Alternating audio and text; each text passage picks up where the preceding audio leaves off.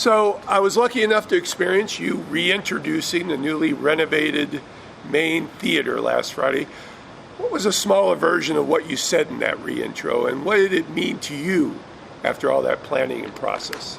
I would say that to condense what I said, I really wanted to find the right audience who cares about old things or moments in time in history and showing them in that light.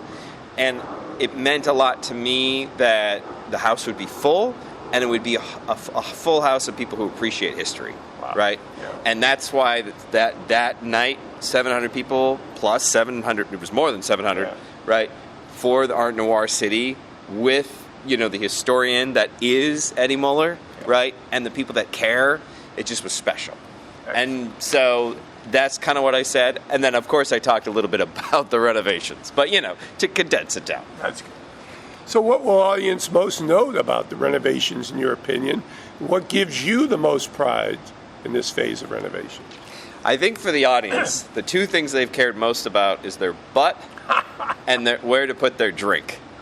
And so I think those are the first things that any audience person knows, and I'm never, ever going to take that away from them, and I don't want to make it small in any way, because those things are important. You're sitting there for how long? Yeah. And you're having a beverage, right? Alcoholic or not, you want a place to put it, to know you're not going to kick it over or be distracted while you're viewing it. And also, you want your butt to be supported, and maybe also your back to be supported too.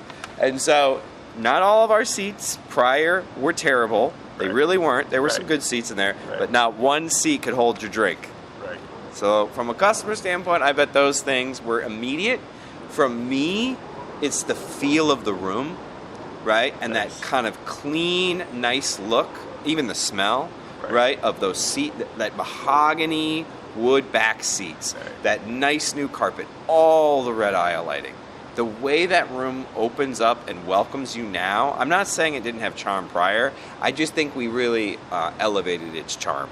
You mentioned in the reintroduction that this is just the latest phase in renovations that you hope to have completed by 2029, the Music Box's 100th anniversary. What are the next phases, and how will it be rolled out? So if you look carefully, which I don't want you to do, but you should when you're in the theater, you'll notice that I wasn't able to get to all the plaster work. Okay. I got the front plaster that made me shut down to do it. Okay. Now I got to get to the side plaster. And the side plaster is not all bad. There's just some spots. Right. So before I turn 100, we turn 100. Not me, oh dear God. Before Music Box, before 2029, I'm going to fix all the plaster inside the theater, the main theater, and then I'm going to come out into the inner lobby where it's carpeted, and then to the outer lobby where it's tiled floor. So all plaster and painting will be repaired before we turn 100. Excellent. Then we have a master lighting plan. That theater is beautiful if all the lights are on. You really see the detail in the plaster work, right? The ornamentation. Right. So we have this lighting design company that actually did the Oriental Theater up in Milwaukee. So if you've ever been up there, you'll know their type at work. And they are like, hey, we could do a lot of uplighting, a lot of accent lighting, where you don't need to put fake plants on the walls and tack old carpets. The theater's plaster work, the ornamentation could be what you show with lighting, with warm lights, and that could be the beauty of the room. So we're going to do that level of master lighting plan, and then we're going to add a little bit more general illumination, right? Because it's still a dark room, and it needs to be dark. It should never be bright, but it could be a little lighter, right? So that has to happen, and then likely there'll be some other modernization that I just have to do. Think technological, like DCP technology, like the digital is probably going to go to laser, right? So there's going to be some more technological things, but we have a head start. We did the AC unit, we did the boilers, we renovated the bathrooms. We'd like to expand the bathrooms someday, but at least we renovated them. Yes. And now there's these other little things that are going to pile up. Well, not pile up. They're actually dwindling. We're really getting to them. Excellent. That I want to get done, because when we turn 100, I want people to walk in and notice nothing but beauty and charm and comfort and anything that they may expect from a normal movie theater in terms of technology, right? Except without that technology being a concession for its history. As a person who has been in the film exhibition and program coordination business for your career, how is the Music Box Theater different as far as the connection from exhibition space to audience to the films themselves? It's a wonderful question. You know, when you walk into this, there's nothing against the multiplexes and the megaplexes. They are a way to get as many people to see a movie as humanly possible. So you think economy of scale, you have thousands of people that want to see a movie.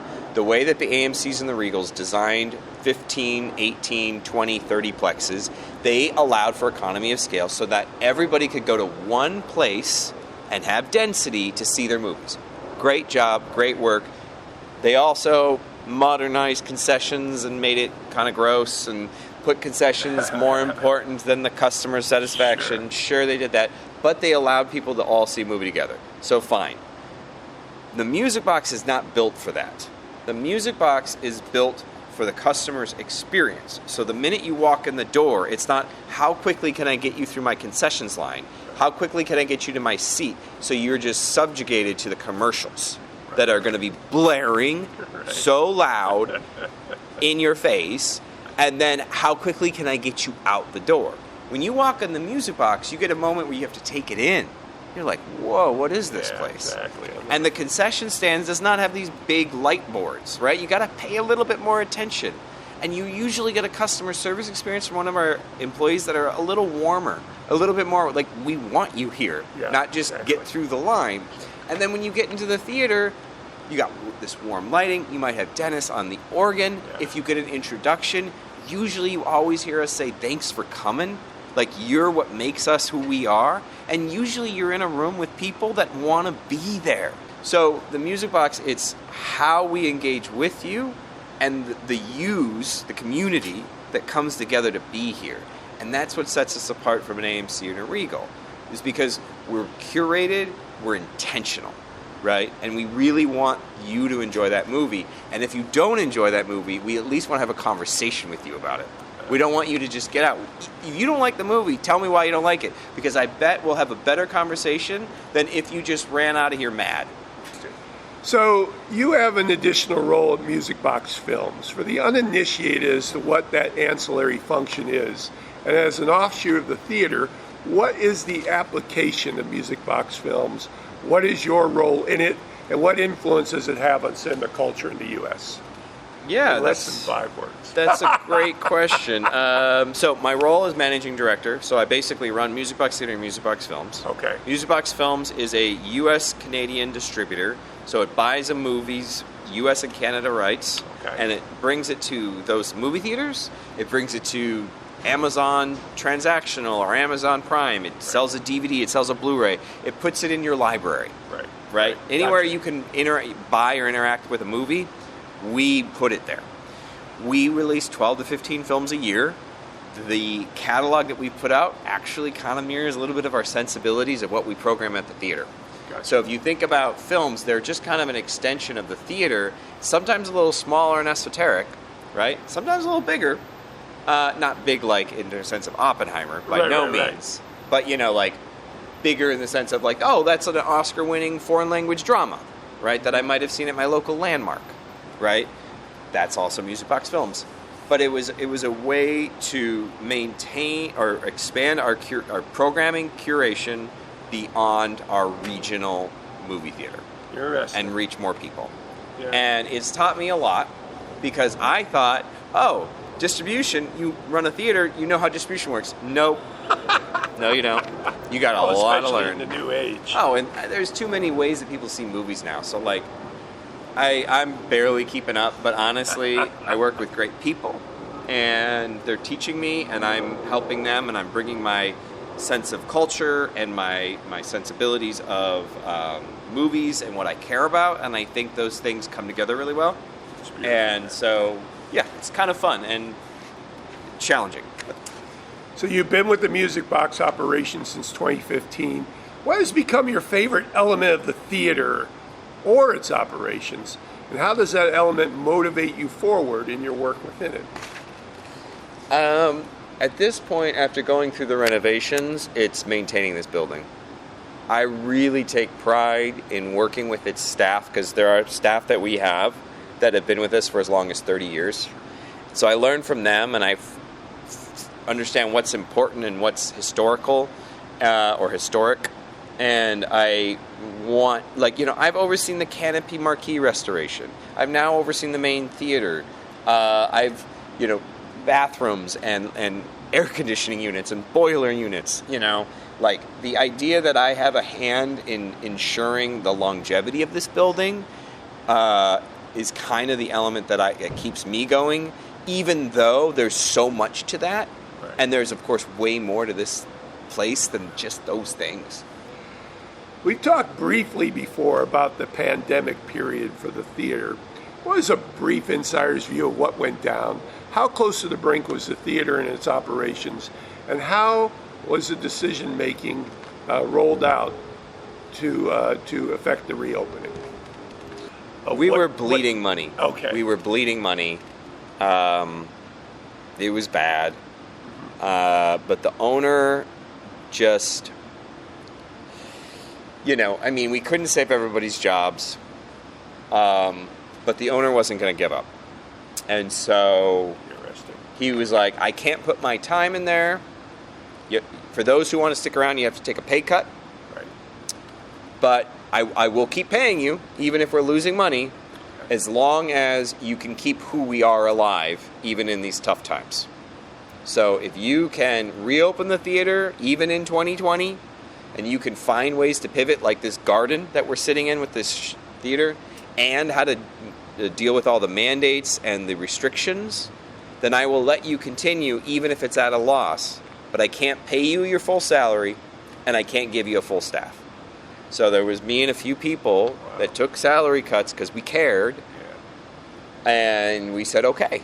And we did everything we could to pivot, create this garden, concessions to go, 50 people in the big house, that's it. Programming this, programming that, throwing spaghetti at the wall. Right. Just to make sure that we didn't die. And I think in I don't know that the owner understood this. I understood this. What we had to do when we went through the hard times was just to keep our name and our connection with our audience alive, even if they weren't coming in. Because I knew that at some point it was going to come back. And we had to be there for them when it came back, and we had to keep a dialogue with them so they just kept knowing we're there. And guess what? It worked. Because not only did they come back, they expanded and they told their friends. Okay, final question. If you could magically go into the theater and run one of your favorite films, what section do you sit in? What snack-drink combo would you indulge in? What song would you want Dennis Scott to play beforehand? And what part of the film would you most anticipate being on that screen? Woo, what a question. Okay. All right. I like beer and popcorn.